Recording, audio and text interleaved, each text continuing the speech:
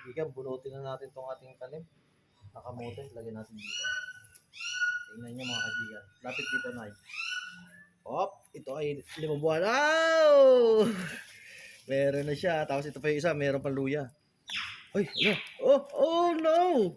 Meron pa, ah! Dalawa siya.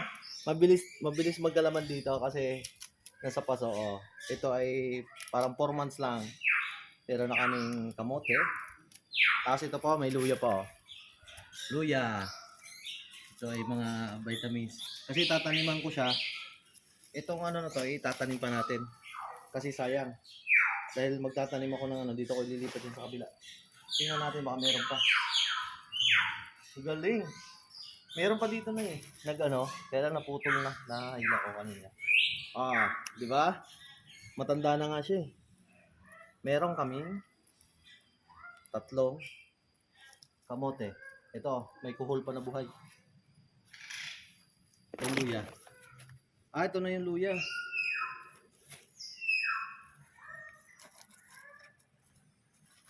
Ah, hayaan ko na lang yung luya dito. Tingnan pa natin. Kung mas malaki ang ano, ang paso, mas malaki ang laman nun. Kung yung timba na ganda yun. Tataniman ko to ng kamatis. Ayan, lamang po. Pag may tinanim, may kakainin. May panlaga na si nanay.